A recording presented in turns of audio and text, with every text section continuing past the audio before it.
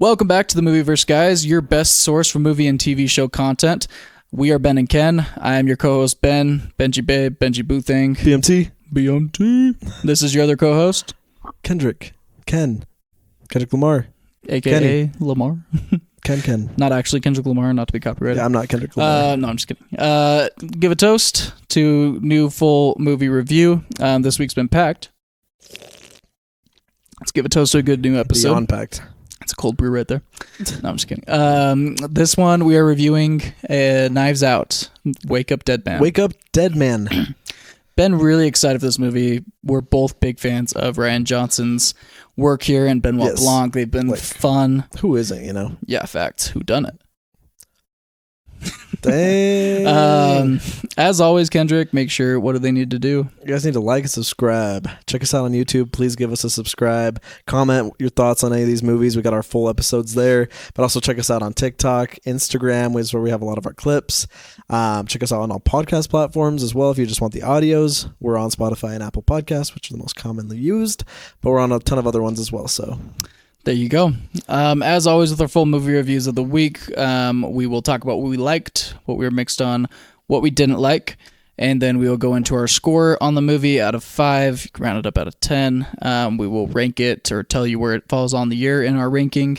We've seen over 100 movies together. Yes. So a lot to choose from there, and it'll give you a big variety to see how it really felt for both of us. Yes. And then we will ask the big question we ask every week, Kendrick, which is? Does it belong in the movie multiverse or on a forgotten timeline /shelf/void/ somewhere where you'll never find it again? There you go.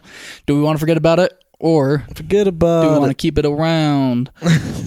We will go into that right now. Okay. Let's start off with what we liked. Do you want me to start? I'll start. Okay, go for it. Here's what I liked about Knives Out, Wake Up Dead Man.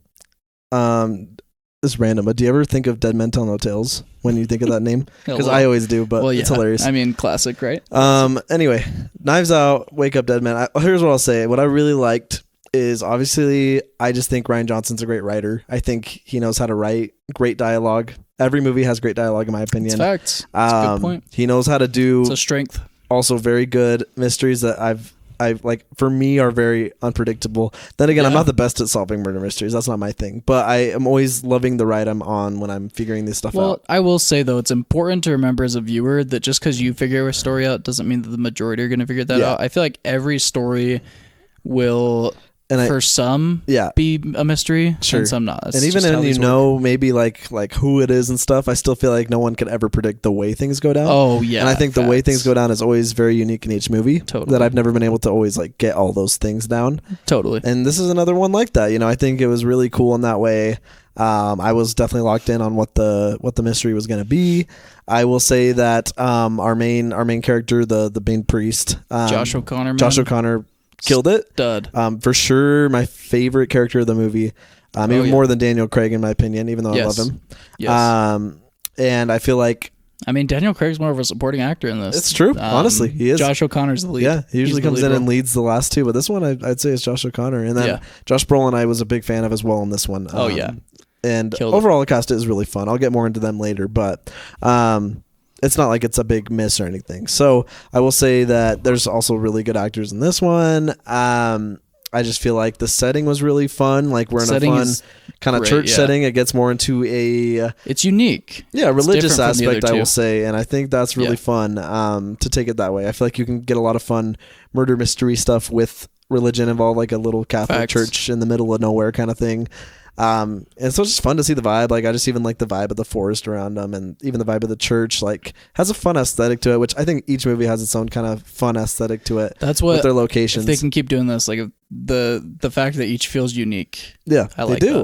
That. Yeah. This one does feel a little closer in tone to the first one, of course, with more of that the old vibey kind of thing. More grounded. Yeah, more grounded like that. But so yeah, I think overall really good dialogue, a pretty solid story that still kept me locked in, pretty great actors. Like basically what you'd want out of another Rian Johnson movie like this. So I'm glad that it delivers on those. Daniel Craig, of course, is still phenomenal. Great role. I mean, he obviously carries all these movies in a lot of ways, even though this one he does take more of a step back. But he's still always bringing in aura, always bringing in humor. He's great. Yes. I think those are my main likes. But yeah. Yeah, I mean, first off, big props production wise, like directing style. I think one of the best. I think this was his best artistic directing of the three movies. Like there are shots and sequences in this that look so cool. I think you're right. There's a specific sequence here where like the thunder lighting is flashing on and off on Josh O'Connor's face as he's making like different expressions trying to attack somebody in like this nightmare sequence. Yeah. And it like goes pitch black back to glare on him over and over again. In the forest. So cool. Like was cool. Yes, setting is amazing. I loved the setting of this movie. I'm trying to think. Yeah, I actually really like our cast here. I've loved the cast of all three movies pretty equally. I think Knives Out, the first one, has the best cast technically, but like this one I felt like for me had better chemistry. Not necessarily better chemistry. Like, okay, I'm a little conflicted. So like Glass Onion I think has a little bit better chemistry, but I feel like the characters in this movie served a little bit better of a purpose to the story consistently. Like I feel like they're written to the story better in this one than Glass Onion was. Glass Onion is just a more chaotic movie and just wild fun, which is what it's meant to be. But yeah, it's like more celebrity type stuff. So, yeah, so I liked our cast.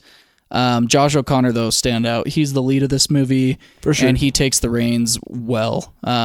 You would sometimes I got a little worried realizing this movie's 2.5 hours and we're taking a while to get to Daniel Craig. Yeah. At the beginning of the movie, that made me a little worried until I sat there and I was like, wow, Josh O'Connor is really saying, okay, give me the challenge of being the lead of this movie and I will do it. It's true. And he did it. Like he completely took over the movie and it works. He does such a good job. Without him, this movie does not do well. Like he holds this movie together for me. I think obviously you need Benoit Blanc, Daniel Craig. For sure. You do. But like Josh O'Connor is the glue to this movie. He just does such a great job and his character is the essence of the story too. So it just works really, really well. Trying to think, but everybody else is fun.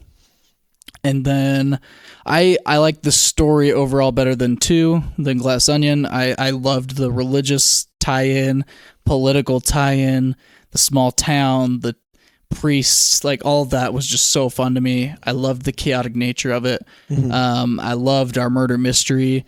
I just thought it was super fun. Like this one was less, like I feel like Glass Onion and Knives Out one were a little bit more Clue style. This one felt more like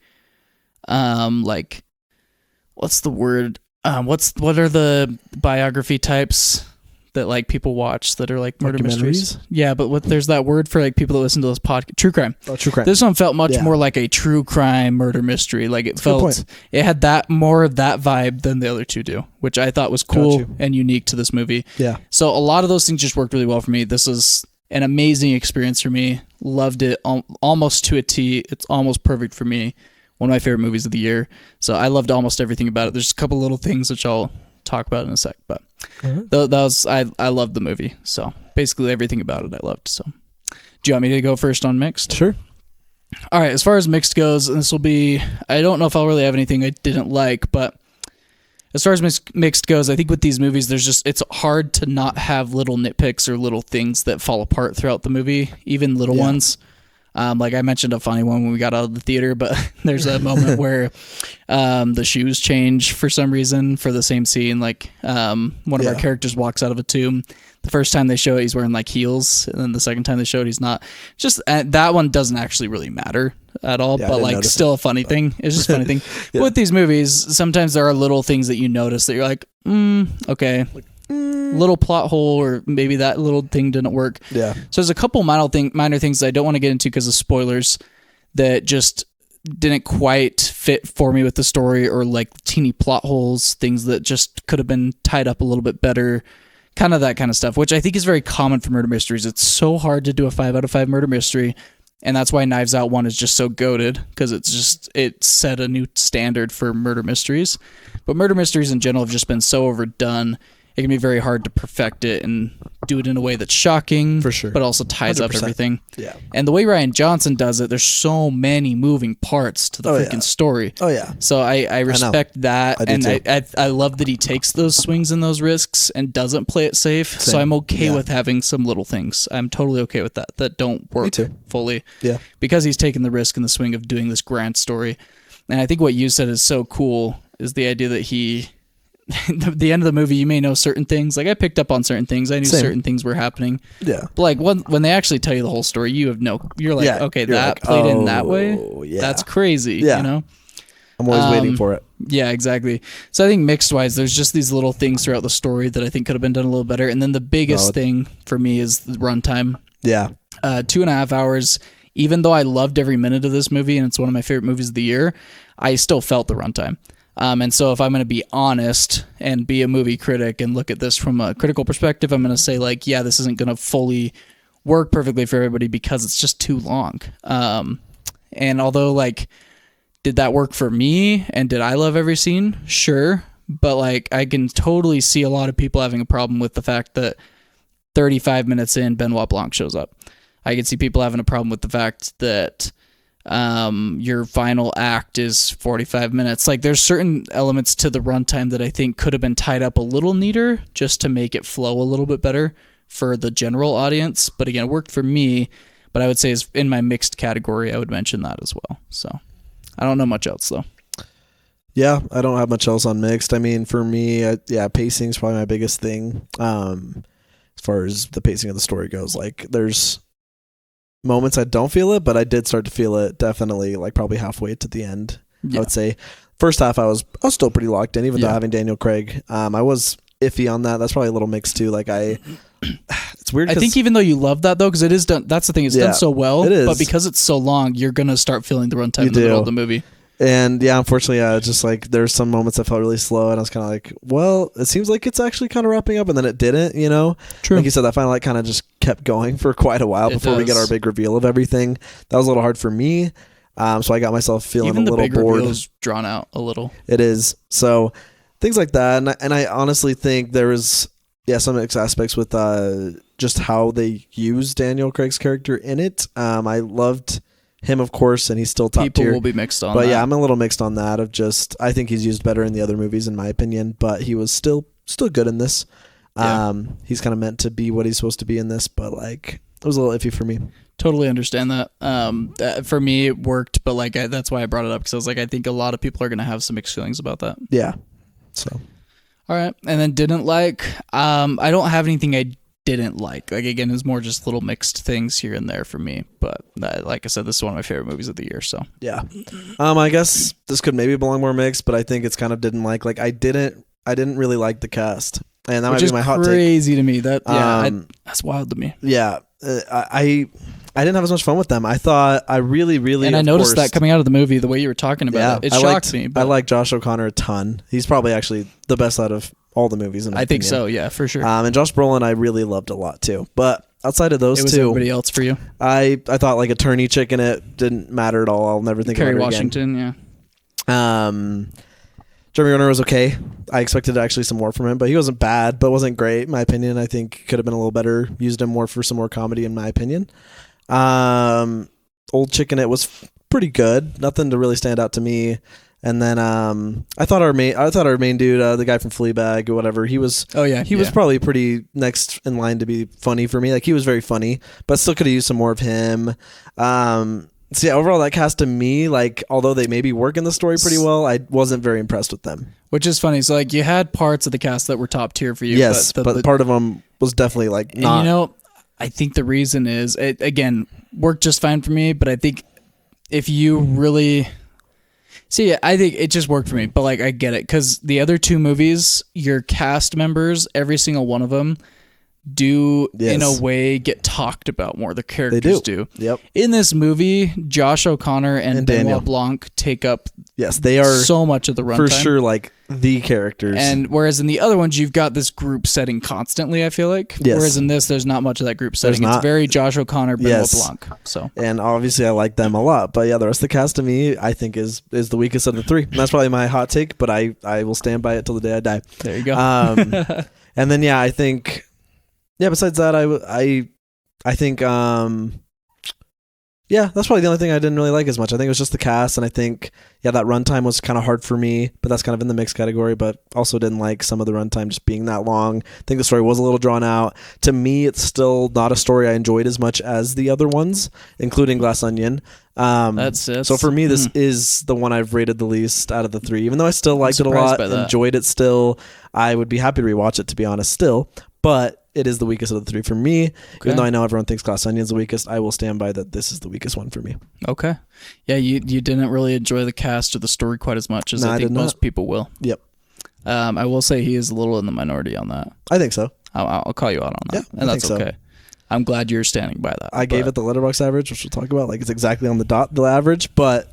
Well, but at the same time, average on Letterboxd, I mean, that's made up of a whole wide range of scores. Most people, the highest rated score is what I gave it. So yeah, and then the second highest is a 4.5, third highest is a 5. So yeah. Majority of people are in the upper range of the 4, lesser on the lower end of the 4, which it sounds like you're still on the upper range of the 4. Yeah, you're just not. I think so. Okay, cool. Yeah, there you go. And I don't have anything I didn't like. So score-wise, that's what we'll get into next, kind of what we were just talking about. For me, it is a 4.5 out of 5. I'm pretty close to a 5. I just couldn't justify it because I feel like there are little things here, runtime, other things that don't make this a perfect movie. I can't give it the 5 out of 5 score. Yeah. But this is one of my favorite movies of the year.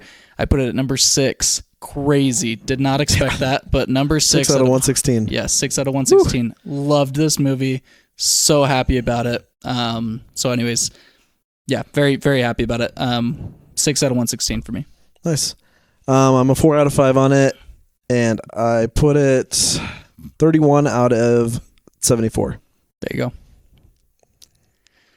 go. So anyways, you had it a little bit higher than Zootopia 2. Yeah, a little bit. Up there half of the movies of this year. For you, is just like a really solid movie. For me, one of my favorites of the year. Yeah.